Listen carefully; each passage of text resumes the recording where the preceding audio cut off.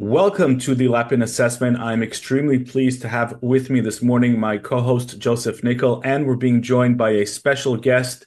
He's the senior military and security correspondent at I24 French channel, Matthias Inbar, and we're going to switch to Hebrew for this part of the conversation. It's going to be about 10 minutes. We're going to have English subtitles, and then we're going to switch back to English after Matthias gives us his briefing about the various arenas. We'll switch back to English and we're going to take your questions. We've received questions in the comment section, so thank you to all the viewers who sent in your questions. We're going to tackle each and every one of them, I promise. But first of all, I'd like to switch to Hebrew so that we can get the best of Matthias's analysis. תודה רבה שאתה מצטרף אלינו, מה שלומך הבוקר? בסדר גמור, מצוין, תודה רבה שאתה מזמין אותנו. בשמחה רבה. מתיאס, אתה מחובר בצורה לא נורמלית למקורות בכל מקום שאפשר רק לדמיין. אתה חי ונושם את הזירות, את הפעילות הצהלית, את הערכות. תספר לי בבקשה בבוקר הזה, יש הרבה אנשים שקצת מבולבלים לגבי המצב. האם אנחנו בדרך לעוד הסלמה? האם אנחנו באמצע הפסקת אש יציבה? איך אתה קורא את המצב ברצועת עזה וגם כל הלחצים? תספר לי ממש בהערכה האישית שלך, איך אתה רואה את המצב בבוקר. אז קודם כל תודה רבה וברכות על התוכנית שלך. קודם כל נכון, יש ממש צריך להבדיל בין שני מצבים, בין עזה ובין לבנון. כרגע מה שקורה בעזה, יש לחצים כבירים של ממשל אמריקאי כדי להצליח בהפסקת אש. ואני רוצה פה לומר משהו שאולי ישונה למה שנשמעים כרגע. יש אומרים שאם בעצם הפסקת אש, כלומר אם אנחנו לא מצליחים לגרום לחמאס להוריד מנשקו, אז אוטומטית זה אומר שהתוכנית טראמפ לא הצליח. ואני רוצה פשוט לתקן את זה. אולי להראות במבט אחר, ולהראות שאולי ארצות הברית צריכה לשנות את הטון, ולומר לחמאס, אתם לא מנהלים את המשחק. ניהלתם את המשחק כבר 20 שנה, עם קטר ועם טורקיה ועם כל מיני שחקנים. פה עכשיו אני מחליט לומר לך, די, עד כאן, הנשק שלך, לא משנה אם זה נשק קל, נשק כבד, המנהרות שלך, די, נגמר, הפסדת. ואני מנהל את השיחות כרגע. אז זה לא אוטומטית לומר שאם יש לחימה כזו או אחר, ואם יש תקיפה ישראלית כזו או אחרת, זה אומר שהפסקת אש תיפול. ובזה אני גם מתנגד לעמיתי ולומר הפסקת אש בסכנה, או התוכנית טראמפ בסכנה. לא, חמאס צריך להיות בסכנה, לא התוכנית טראמפ. והתוכנית טראמפ, אם רואים ומסתכלים היטב נקודות, והתוכנית מצוינת לישראל. אין ספק שהתוכנית, מתיאס, בעצם אם מבצעים את כל הסעיפים שלה, פירוק חמאס מנשקו, פירוז רצועת עזה, שזה בעצם מדבר על המנהרות וכל תעשיות הנשק, היא מצוינת לישראל. אבל בצד השני אנחנו רואים שהקטרים מנסים להיכנס, תודה לאל שהטורקים, ראש הממשלה עצר אותם מלהיכנס לרצועה, אבל אתה דואג לגבי ההשפעה הזאת הקטרית? יש פה סימני שאלה. אין ספק שממשל טראמפ הוביל להישגים מאוד רציניים לטובת מדינת ישראל, כמובן בשיתוף פעולה הדוק עם ממשלת ישראל. השאלה היא אם זה יכול להתהפך עלינו, אם פתאום קבלו את ידינו ברצועה. אתה חושש מתסריט כזה?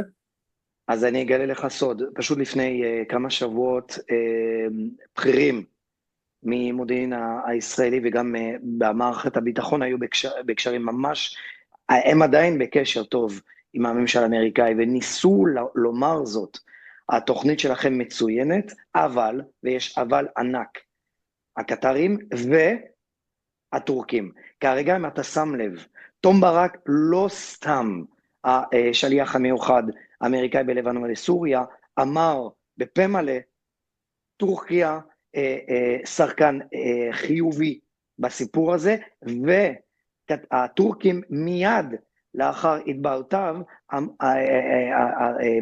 טורקים אמרו, חמאס שומר ומכבד את הפסקת אש. כרגע אנחנו בקמפיין תקשורתית אגרסיבית מאוד של הטורקים, שמנסים איכשהו לומר לארצות הברית, תשמעו אותנו בבקשה. והם משתמשים, כמו שאנחנו יודעים שהאחים המוסלמים משתמשים בתעדיה וגם בתקשורת עולמית וכו', כדי להפוך את המציאות הנוכחית בשטח, טורקים עושים אותו הדבר, וזה בדיוק על כך שאני רוצה ממש לומר זאת. אנחנו כרגע בישראל צריכים להחזיר את התוכנית במסלול המקורי. כרגע קטרים והטורקים מנסים להסיט את התוכנית המקורית, ולומר, חמאס, אולי חמאס צריך לשמור על נשק קל, וחמאס אולי ינסה איכשהו להיות מעורב בעזה של מחר. לא. כן, כן. אגב, כל הסיפור הזה של נשק קל זו תרמית אחת גדולה בעיניי, כי א' כל, מה זה נשק קל, מה זה נשק כבד? ב' ראינו בלבנון מסעיות שנורא הרשימו אנשים שלא מהאזור הזה, עם כמה קלשניקובים שלקחו מהפתח בזמן שהחיזבאללה בלבנון שומר על כל הנשק. זאת אומרת, אני מסכים איתך, יש פה סכנה של פשוט לעשות תרמית על ענקית בעזרת המדינות האסלאמיסטיות, טורקיה וקטר, ואני אגיד לך את האמת, אני קצת מאוכזב שאנחנו צריכים להזכיר לממשל טראמפ את הדברים האלה, ושזה לא בא מוושינגטון. עכשיו אני יודע שגם בתוך וושינגטון יש מחנות, זה לא גוש מונוליטי, אבל קצת מאכזב שאנחנו עדיין צריכים לעשות את הקמפיין, את הלובי הזה, וזה לא מובן מאליו אחרי כל מה שעברנו. ג'וזף, אתה רוצה לשאול את מתיאס שאלה? כן, אני רק רציתי לשאול, קצת קשה לעשות את זה, אבל אני רציתי שנייה לנסות להיכנס קצת לראש של החמאס. מה עובר עליהם בראש? מה הם חושבים? אמרת שאנחנו צריכים להיכנס לראש שהם מפסידים, הם בסכנה. אז מה קורה עכשיו בראש של החמאס? אז שאלה מצוינת, כי זה בדיוק מה שרציתי, נקודה שרציתי לגעת בה. תשמעו ותקשיבו טוב טוב את מוסא אבו מרזוק הבוקר. הוא בעצם במחנה של חליל החיה, ובמחנה שגדל ואכל את עזה שלפני 20 שנה. וכיום הוא כמובן בבית מלון כמו שצריך, בקטר, והוא אומר את הדברים האלו. אנחנו כרגע שומרים ומכבדים את הפסקת אש. כרגע אנחנו אולי נסכים לנציג של שירות הרשות הפלסטינית בעזה, אבל אף כוח צבאי מחול ינהל את עזה. הוא אומר בעצם בפה מלא, אני לא אוריד את נשקי, אני אולי יאפשר, מי אתה כדי לאפשר, אבל הוא אומר, אני אאפשר, כי אני נחמד, את הנציג הפלסטיני, מרשות הפלסטיני מרמאללה, לבוא לנהל את רצועת, את עזה, וגימל, הוא אומר, אין שום נשק שיעבור מידיים שלי לידיים אחרות, ודלת, הוא אומר, ארצות הברית וישראל בעצם לא רצו שהשאלה הזו תנוהל באום. מה זה אומר? זה אומר שהקמפיין אגרסיבי, שדיברתי עליה, של טורקיה וקטר, כרגע נמצאת לא בעזה, לא בקריית גת, לא בוושינגטון, אלא בניו יורק, באום. ואנחנו צריכים, בדיוק הקטע הזה צריך להדיג את הישראלים והמערכת הביטחון כולה. אנחנו יודעים מה קורה באום. אנחנו יודעים מה מתרחש שם. ואם אנחנו לא נצליח איכשהו, שוב פעם, אני חוזר לאותן מינים, כי הן מאוד חשובות, להחזיר את התוכנית טראמפ למסלולו. כן. זה בדיוק החשיבות פה. אני מסכים איתך לגמרי, מתיאס, ובעצם הכותרת שאני לוקח מהניתוח שלך, זה שכרגע המערכה היא לא נמצאת בשדות הקרב בעזה כל כך, אלא במישור הדיפלומטי, שם כרגע המערכה האמיתית. זה יכול לחזור לעניין הצבאי, אבל כרגע זה נראה שהמלחמה עברה למישור הדיפלומטי, לדיפלומטיק פרונט ליין, וזה באמת מתכתב עם המציאות כרגע, אני מסכים עם הניתוח הזה לגמרי. אני רק עוד מתקן את מילה? עצמי, כן. אני רק אתקן את עצמי, כלומר, אני אוסיף, לא אתקן את עצמי, לא רק במישור הדיפלומטי, ואנחנו דיברנו, אתה ואני, יעקב, על החשיבות של המנהרות. אם אתם שמים לב, ישראל כץ אמר, המלחמה כרגע היא לא על 53% או 47% של החזקת השטח, היא על מנהרות. ואם אתה שם לב, כל פעם שאנחנו נוגעים במנהרות, בדיוק. יש הסלמה, גם צבאית וגם מילולית. במנהרות בצד של, אני רק אבהיר למען הצופים, במנהרות בצד הישראלי של עזה, של הקו הצהוב, שאלו מנהרות שלפי ההסכם, לישראל יש כל זכות לפרק, וזה לא נחשב שום הפרה, ובאמת כמו שמתיאס אומר, כל פעם שישראל פועלת הנדסית נגד המנהרות האלה, אנחנו רואים מתקפה של החמאס, וזה בעצם חמאס בא ומנסה לסמל פה, אל תיגעו במנהרות גם כשהם בצד שלכם. יש גם את כל הסיפור של החמאסניקים שתקועים במנהרות פה, ויש משא ומתן מאוד מאוד מוזר על מה צריך לעשות איתם, כשבפועל לישראל יש כל זכות להגיד להם או שתיכנעו או שתחוסלו, אבל עכשיו יש משא ומתן על אולי להעביר אותם לצד העזתי. כן, רציתי רק להגיד שהעניין של המנהרות זה גם משתקף בסושיאל, שאתה רואה אנשים שכותבים ישראל מפרה את ההסכם, ישראל מפרה את ההסכם, כי אנחנו מפרקים את המנהרות. זה בדיוק הקטע שחמאס משחקת במילים, ואיכשהו הופכים שוב פעם את המציאות, כמו שכמובן היו בעיות של הומניטריות, אבל לא היה רב, לא היה כמו פאמיין, לא היה ג'נוסייד, והיום אין הפרה של ישראל בקטע של המנהרות, ויעקב צודק בזה שהוא מזכיר, המנהרות נמצאות רוב רובן בצד הצהוב של הקו, וזה זכותה המלאה של ישראל לטפל בה. בזה שחמאס לא מסכים, זכותו לא להסכים, אבל זכות ישראל על פי תוכנית טראמפ, ושוב, אם אתם רואים היטב, כמו שחיזבאללה מנסה איכשהו לשחק במילים בלבנון, ואומר, לבנון מחליטה מה שהיא רוצה, אני מחליט מה שאני רוצה, זה בדיוק מה החמאס לומד בעצם ממה שהאח הגדול בלבנון עושה. הוא הופך את המצב והוא מכתיב את סדר היום. כן, הוא לוקח את המצב כפי שהוא, ואז כל יום עובד בנחרצות כדי להפוך את המצב לטובתו.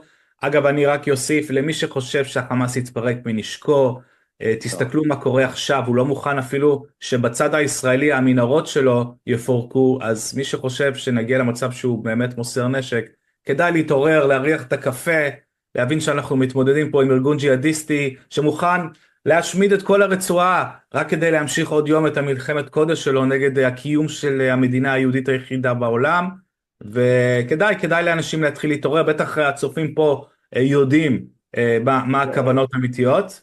מילה אחרונה, אני יודע שאתה צריך ללכת מתיאס, אני נותן לך כן. לא, רציתי רק להוסיף, אפילו אני זוכר מה שמוסא אבו מרזוק אמר הבוקר, אתה תיפול מהכיסא יעקב. הוא אמר הבוקר שבלי חמאס על הגבול, אנשי עוטף עזה צריכים לדאוג, כי אחרי חמאס, ואם חמאס ייעלם מהעולם, יבואו אייסיס או דאעש. הוא משתמש בדיוק באידיאולוגיה של מה שהם אמרו בעיראק או באפגניסטן, בעצם אחרי הרע באים הרעים יותר. כן, שזה הארגון שטבח ושרף ואנס 1200 ישראלים, עכשיו בא ואומר, תנו לנו להיות קרוב לגבול, אחרת משהו רע עלול לקרות לעוטף עזה, שזה כל כך מטורף הטיעון הזה.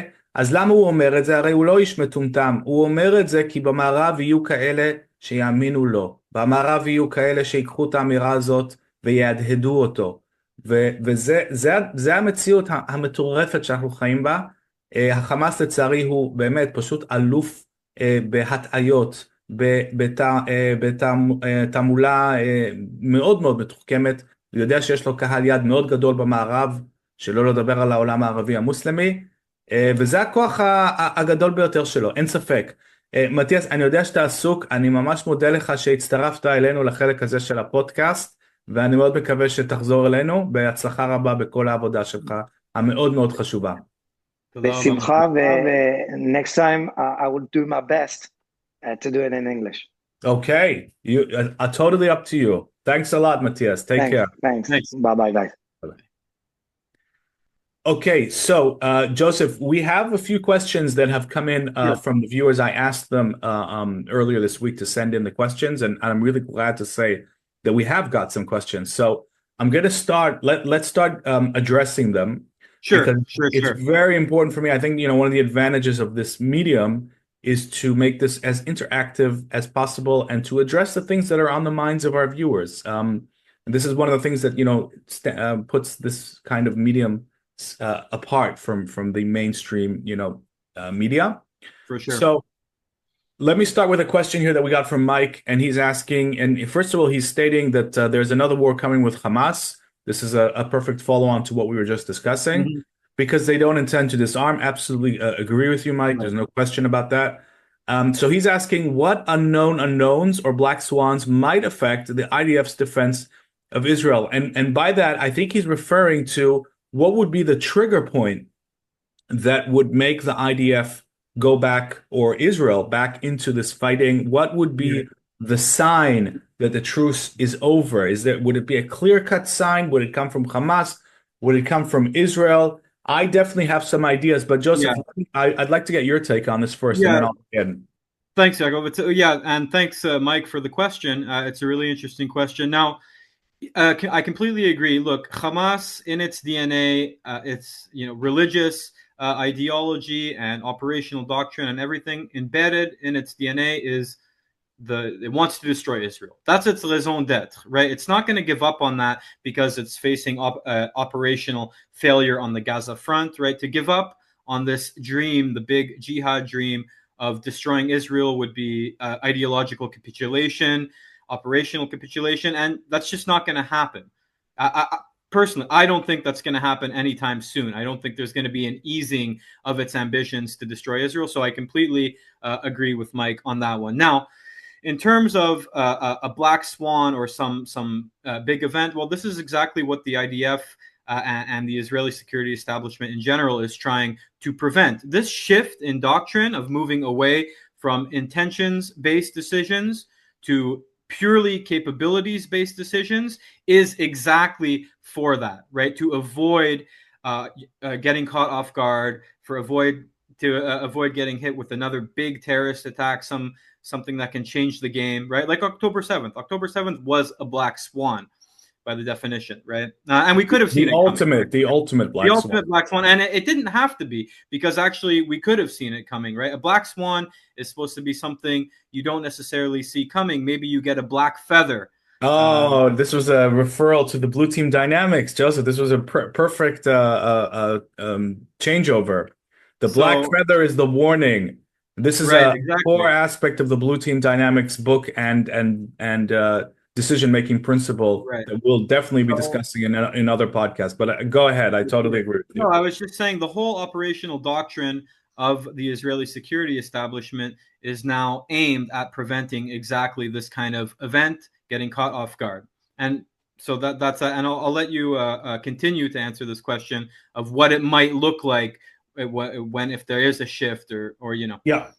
So I absolutely agree with your premise, and let me take it a step further. First of all, the fact that the IDF controls over 50% of Gaza means that we now have a safety margin, so that if Hamas decides to unilaterally violate this truce with some sort of attack on the communities of the Western Negev, even if it's imagine 5 anti-tank missiles fired at homes. They have ranges that if we had accepted another version of this truce, Hamas could have been positioned within a kilometer of these communities. Let me ask you a quick question, because this is really your expertise in military correspondence.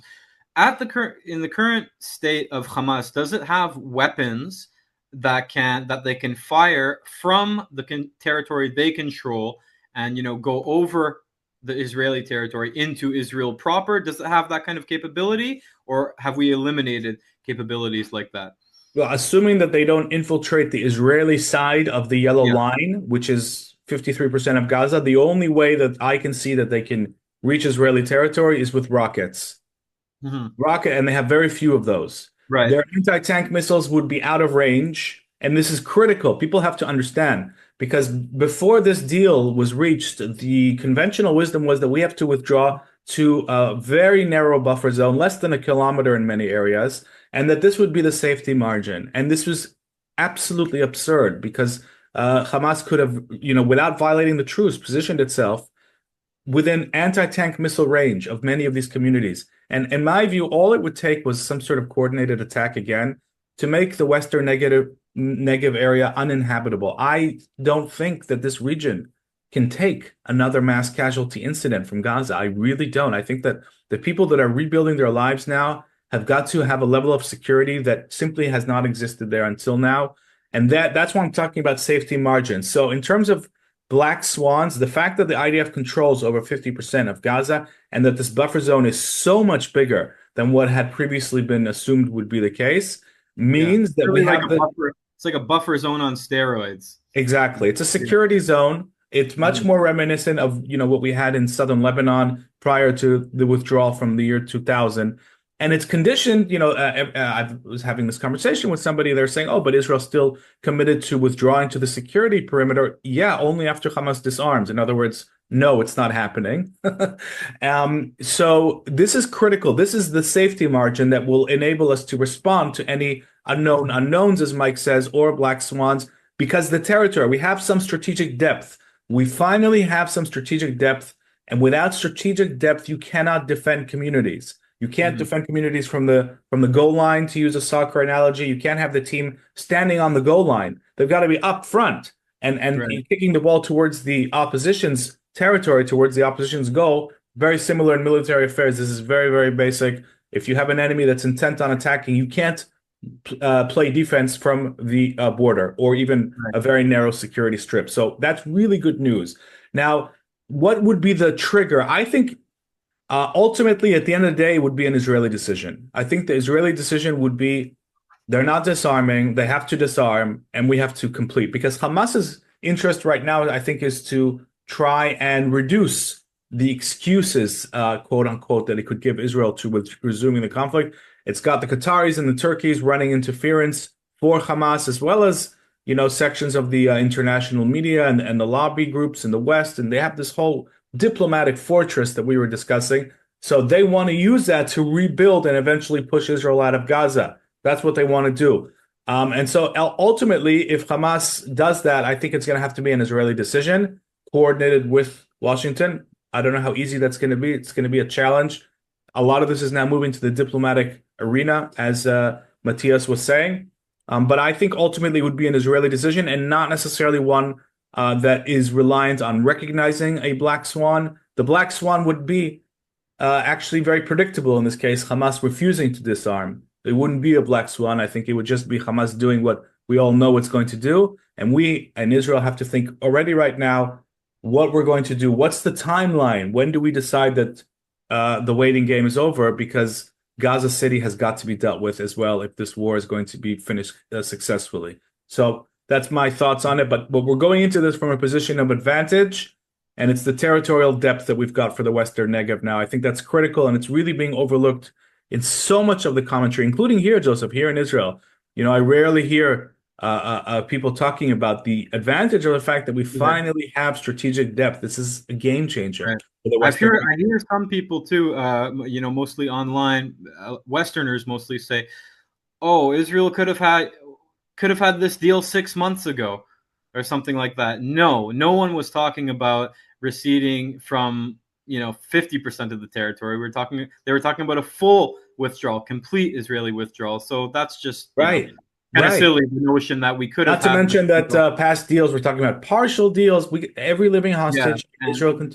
this deal. I didn't think that this deal could have happened. I'm be completely honest. Same. I'm still amazed that it happened. Yeah. It happened because Hamas came to see the hostages as a burden rather than an asset or a security policy. And why? Because of the decision by Israel and by this government to march on Gaza City, which was the last stronghold. And if people want to ignore a certain, let's say commentary, hubs want to ignore the chain of events that led to this deal, then it's just really it's disinformation. And unfortunately, a lot of it is politically motivated. If Israel had not made the decision to march on Gaza City, we would not have had a deal right now. And of course, Trump and his people applied the various pressures that they did. There's no question about that. All of this came together to create a deal that's almost a miracle, almost a miracle. Let's move to the next question. We've got a question here saying Israel needs to be completely independent of the U.S. for arms and aid. I couldn't agree more. And actually, we'll get into this in a minute. Sometimes leadership is going it alone. Well, we saw that during this war. This is a question from a user called Broadcast Man. So he says the sooner the better. And he's also saying Israel needs to prioritize annexation, make Trump see why it's so necessary, as Smotrich said. That's the finance minister. Please comment and highlight these issues. So look, let's start with the independence of the U.S. arms. What I can say is that there is an official program run by the Defense Ministry. It's called the Blue and White Procurement Program, and it's all about exactly this. Israel is spending billions now on local industry to mass produce various components and build up the stockpile, whether it's tank shells, mortar shells, a whole range of ammunition for the ground forces. I assume that there is also some air-to-ground bombs being produced right here.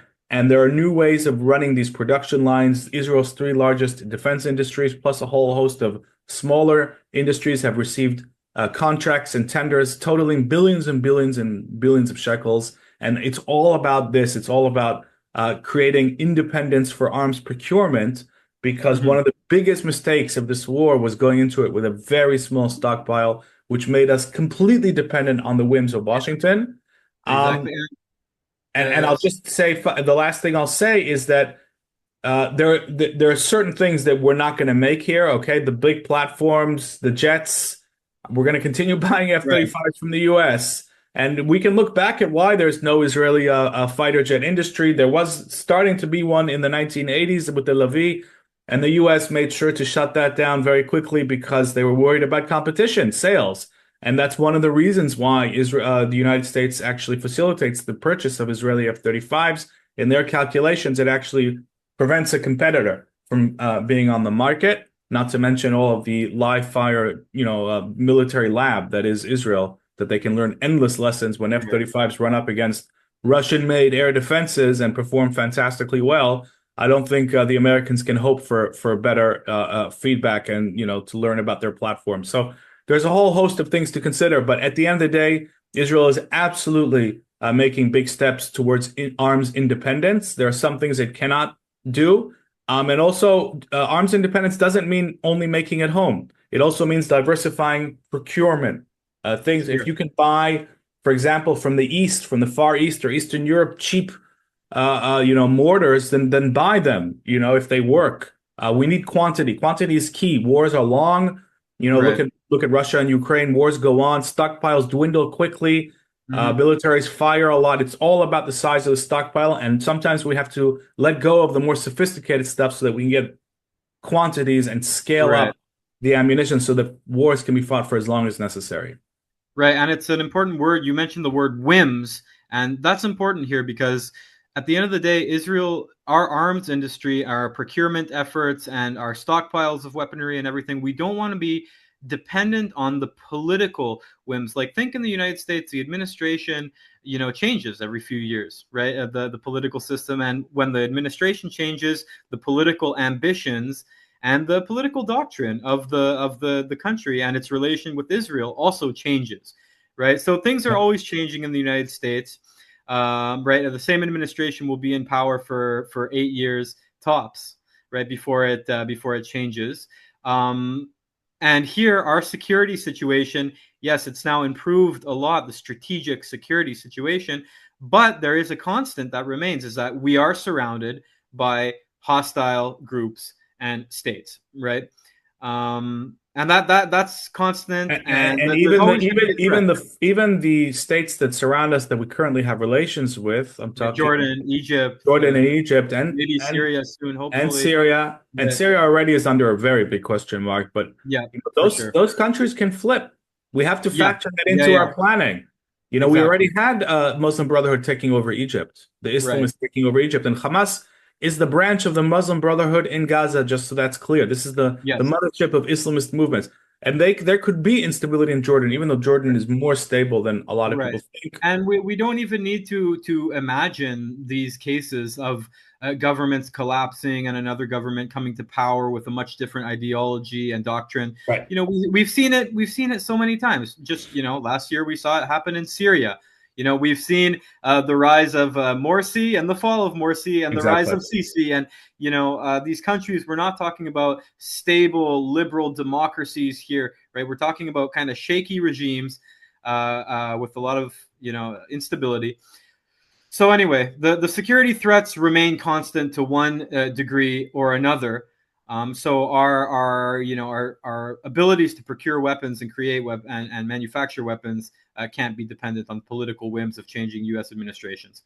100%, especially when we see, in the U.S., Mamdani progressive, pro-Hamas, really alarming figures rise. On the other hand, we see the far right, Tucker Carlson, anti-Semitic fringes that are no longer the fringes of the right, and people are doing their best to not make them the fringes. They're doing their best to not make them the fringes. But yeah. So this all drives home the point of security independence, and also I think the IDF has got to think about not only being able to deal with non-state terror armies as we've been doing in recent years, but also we have to factor in the possibility of needing to deal, as we've just been saying, with state armies. It's got to be the same capabilities that can deal with both. That's the thing. It can't be too tailored to one kind of enemy. Then suddenly there's a revolution and the Islamists come to power and we have to start from scratch. The capabilities have got to be flexible enough to deal with both kinds of threat. Now, the issue of annexation, this is a very interesting one because we know that there was a lot of talk about annexation and suddenly it disappeared from the agenda. Now, I was not surprised, Joseph, that it disappeared from the agenda. The dynamics of what made this disappear is very clear to me.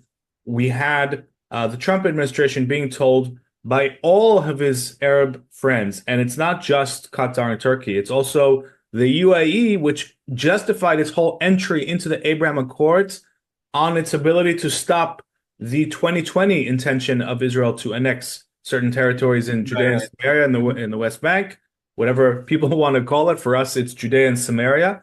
Now, they justified their entry. They said, we stopped this. That's what the Abraham Accords achieved. And that's how they were able to justify their participation in the normalization, the historic normalization with Israel. And the Saudis are obviously whispering to Trump's people, don't let this happen. And of course, the Qataris and the Turks. That message was passed on to Prime Minister Netanyahu. If you don't want total isolation, take this off the agenda. This is realpolitik. And so there's a debate in Israel. The right-wing base of this government is disappointed, very disappointed that annexation was taken off. I personally think that this is a very complicated decision-making junction. And I understand Prime Minister Netanyahu because at the end of the day, Trump, went all in on the Iran attack, not only kept the arms going, but sent in the B-2s, allowed and greenlit Israel to go very far in Gaza while we were isolated everywhere else in the world. And I think there is a limit. There is a limit to how isolated we can be when we have such a friendly administration in the White House. So I think we need to be patient and see how this can be done at a time and a manner that will not further grant our enemies their goal of isolating us completely in the world. That's what they're trying to do. What do you think, Joseph? How do you see it? I second everything you said, basically. Also, it's not just the whispers to Trump. We've seen Trump himself to the media say it openly. He said, "Don't." I remember watching an interview with him at maybe a press conference or something. Somebody asked him about annexation. Is it back on the table now? And he said very clearly, "Don't worry about annexation. They're not going to annex the West Bank. Forget about annexation. Don't worry about it. Just forget about it. It's not going to happen." He said that very clearly. And this is because of all the interests that you talked about of our neighbors and everything. Now, I just want to say too about the issue of annexation from the Israeli perspective. Look, this is a highly contentious and politically sensitive issue, right? And I'm not sure. I'm not sure, pragmatically speaking, what advantages in the long run it would really give us. Yes, we need to have some strategic depth. We need to maintain, I'm convinced at least, people might disagree with me, but I'm convinced that for the time being, we need to have some presence in the West Bank, obviously, for some strategic depth. We need to control the Jordanian border, and we need to have some strategic presence. Let's just split this up. This conversation. Sure. There's the military, and then there's the civilian, right? Right. I will just quickly interject and say that I don't think we could have anywhere near the level of military strategic depth that we have in Judea and Samaria / the West Bank without the very sizable civilian contingent that we have there. As far as I'm concerned, as a resident of Central Israel, this is the flak jacket of Central Israel, and this is what's helping us avoid the fate of the Western Negev. So our presence there, in my view, is an absolute strategic, vital necessity. And the areas, this is my view, and the areas of Gush Etzion, the whole, big areas of Area C, where hundreds of thousands of Israelis live, I think it's clear to everybody that will always be part of Israel, always. But I agree with you that the question of timing is a thing. But in terms of presence, Israeli presence, this is the heartland. This is mountains overlooking the airport, greater Tel Aviv. Right. I don't see any scenario ever where we can let go of that, or should let go of that, or should be asked to let go of that. I don't see that ever. There are different issues regarding more far-flung outposts. Those are definitely within Israel even more controversial. It's a controversial. I lost your sound a little bit. Oh, can you hear me? You're good? Yeah. I think it's because of my own setup. Okay. Yeah, you're fine. Keep going. Yeah.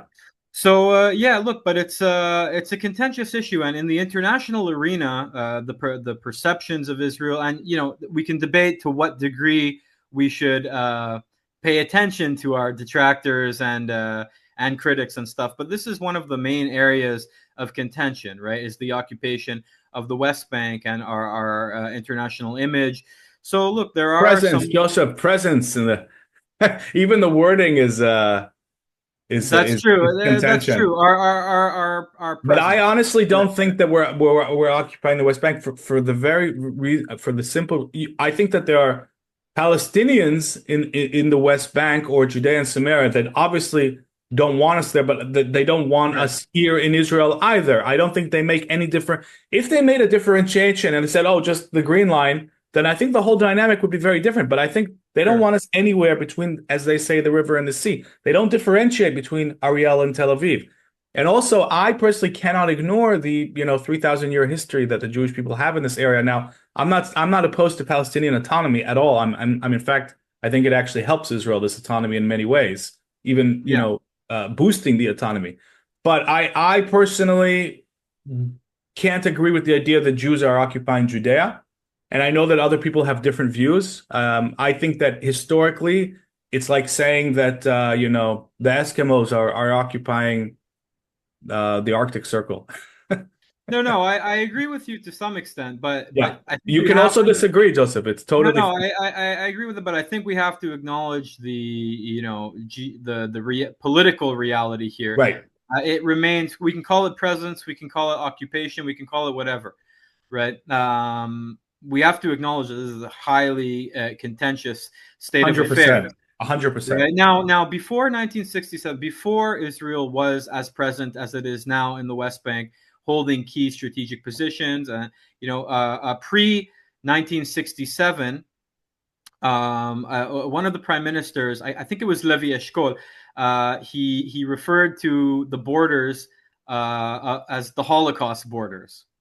Yeah, maybe you've heard that before. 100, yeah, and, sure. Again, going back to the strategic, the Auschwitz borders, they used to be called as well. The Auschwitz, okay, right. And so there's two things going on. There's this political reality, two-state solution somewhere on the horizon. Is it realistic? Maybe. And if so, then it's going to have borders. There's Palestinian population in the West Bank. Our Arab friends don't want us to be present in the West Bank. There's this whole, a geopolitical situation that's very sensitive. And then there's the security situation, which to my mind and to yours is a lot less contentious, right? This is the West Bank really is the only piece of territory that's standing between central Israel and our soft underbelly, in a way you could say, and the rest of the Muslim and the rest of the Arab world, right? So from a security perspective, it's extremely important. Now, the path forward, I would add to what you're saying and ask a few questions. When have the Palestinians ever shown an interest in having their own state rather than demolishing this? Right. Well, that's the core. That I think is the core issue of the Israeli-Palestinian conflict, and that's why the whole thing is sort of moot in my mind. There is no real possibility of a Palestinian state. They don't want a state. If they had wanted a state, they had been offered a state multiple occasions, including by Ehud Olmert in 2008. He went further than Ehud Barak. Ehud Barak, by the way, went further than Yitzhak Rabin ever dreamed of going. And by the way, not many people know this, but Yitzhak Rabin, we just recently marked the terrible day that he was assassinated, one of the darkest days in the history of this country. Yitzhak Rabin is on record, Joseph, and a lot of people don't know this, and it's very surprising. He's on record repeatedly saying that he is opposed to a Palestinian state.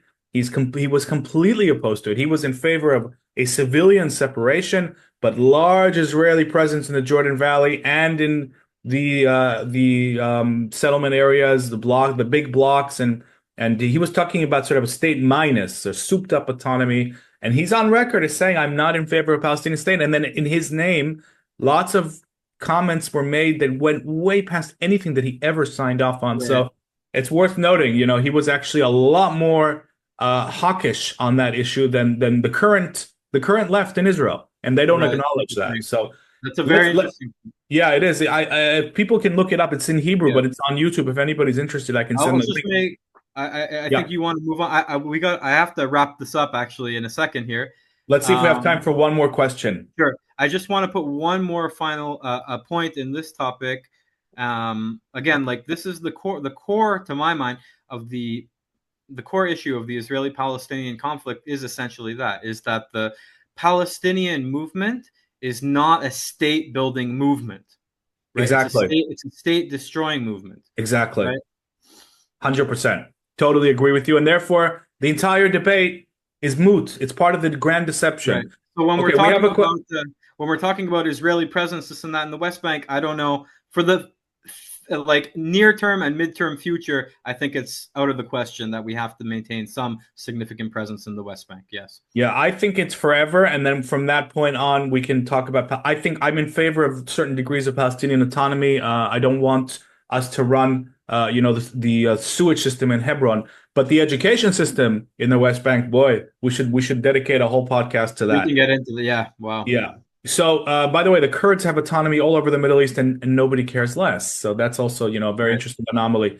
And they should have a state, by the way. The Kurds should have a state. If anybody in the Middle East deserves a state, it's the Kurdish people. Sure. We have a question from F. Sutherland, a very, very dear a reader of ours who's always giving us fantastic feedback, which we highly appreciate. And he's asking, how do you think Israel can best, one, counter the Islamist, anti-Zionist, anti-Semitic narrative so embedded in the establishments of so many Western countries? Two, how can Israel replace that narrative, not with firefighting, very well put, on a sporadic, ineffective basis, but the broadcast of a positive, way more realistic presentation of the achievements of the state and how it is very often a model for peoples around the world? You touched on the subject a while back on a balcony podcast, but I think it requires a more developed plan as a matter of some urgency. How do you envisage that plan? First of all, I apologize in advance, Joseph, that you don't have that much time. Let's get into this now. I'm going to give it a headline. I think there's only one answer for this, and that is establishing basically a control center, a command center in the state of Israel, whose only job, 24 hours, 7 days a week, is this. It has to both respond to the endless fake news and libels that spread around us every single day, and it has to initiate exactly the kind of narratives that Mr. Sutherland here is talking about. If it's not done in an organized way with a serious budget and cooperation with non-state, information services, however you want to put it. If it's not done that way, then it's not going to work. So I think there's got to be a structure. There's got to be a commander, quote unquote, to this thing. There has to be an information army, and with a budget, with professionals who come from this world, in the PR world, in the media world, and this has to be their job, 24/7. Nothing but this. Get Israel's truth out into the world through a variety of means, both through social media, mainstream, and do it all in a very coordinated manner, while working with the various outfits here in Israel, the IDF spokespersons unit, the foreign ministry, various podcasters, and it has to be different divisions. If it's not done in this way, it's not going to happen. It'll continue to, we'll be totally outgunned as we currently are. It really comes down to structure and budget and bringing in the professionals. That's how I see it. I agree. Yeah, that I agree with 100%. And yeah, we can do a whole episode because it's a big topic, actually, the information front. I just want to address the first point that Mr. Sutherland asked us. How do we counter the narrative? I think one of the things that needs to change, there needs to be a fundamental conceptual change in the discourse and how we talk about it. For example, right, people that are defending Israel or speaking out against anti-Semitism, right? We need to stop. We need to stop trying to call out anti-Zionists crossing the line into anti-Semitism, right? Mm-hmm. There's this imagination that there's this distinction between anti-Zionism, and at least in their minds of our critics and haters, right? There's this distinction between anti-Zionism, anti-Semitism, and then we try to call out, when does one cross the line into the other, right? But forget about that. I think the whole conversation needs to change. Anti-Zionism itself is a hateful ideology. Itself. It doesn't need to be anti-Semitism to be considered a hateful ideology, right? So we should just start a new relationship with the term anti-Zionism, that it itself is hateful. Fantastic point. Fantastic point. You're an anti-Semite. This is anti-Semitism. Look, you've crossed the line into anti-Semitism. No, just this is hateful anti-Zionism. You are a racist anti-Zionist. See what I mean? We need to redefine the term so that anti-Zionism itself is seen as the hateful ideology.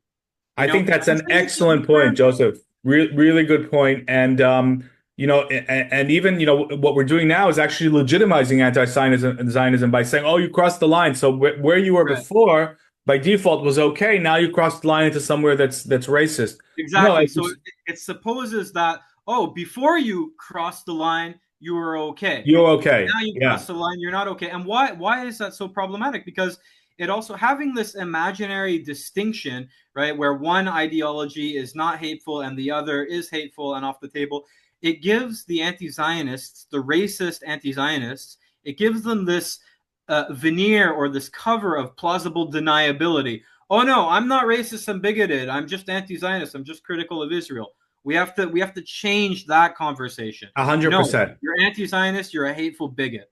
That's right, because anti-Zionism means that you're singling out a single people in this world and saying that they are not deserving of self-determination in the historical homeland of thousands of years. That is a racist ideology. And then, to those who want to say, well, what about the Palestinians? Well, as I've said, actually, Zionism in Israel has offered Palestinians statehood 4 or 5, by some counts even more times, and it was rejected precisely because the Palestinian movement, it's centered on the idea of denying Israel the homeland. So it's not like they couldn't have had a state. They could have had a state. They don't want a state. So let me take, that red light off the table immediately. And then those of us who are experiencing the endless propaganda, really our enemies have succeeded in turning Zionism into a dirty word. The idea of Jewish self-determination has been distorted beyond all reality and is now being basically described as a kind of racism. So everything is upside down. This is very Orwellian, and I totally agree with you. This starts with taking back terminology, and it's hard work because the Jewish people have been first of all, we don't have the resources that our enemies do, for sure, but also we've been asleep at the wheel, and we've allowed this to happen. And it's not just Israel. We get a lot of complaints in Israel, but it's also our brothers and sisters in the diaspora, I am not seeing the militant street presence that our adversaries have. It's always this default behind the scenes, we'll influence decision Mhm. makers. And I'm telling you, my friends, guys, this doesn't work anymore. Mamdani Right, is the mayor of New York. Behind the scenes doesn't work anymore. You have to right, get out right. there, get out of the comfort zones, hold the placards, and yell that you're a Zionist, that you're a proud Jew. Assert your identity. If you don't yell, if you continue to whisper, you're going to be trampled. That's the Right. world we live in today. That's what I think. Yeah, it's a good point. Yeah, I couldn't agree more. Another, just a quick point before I have to wrap up here. Yeah, About, on the point of changing the language too, there's all these libels floating around, right? Genocide, apartheid, ethnic cleansing, this and this. All these libels float around, and these libels are animated in part by the repeated use of these libels and the repeated our interaction with them. So on some level, we have to stop interacting with these libels like they're accusations. If somebody accuses of genocide, we have to stop trying to pick apart, well, no, it's not genocide exactly, or it's not genocide at all because this and that and this.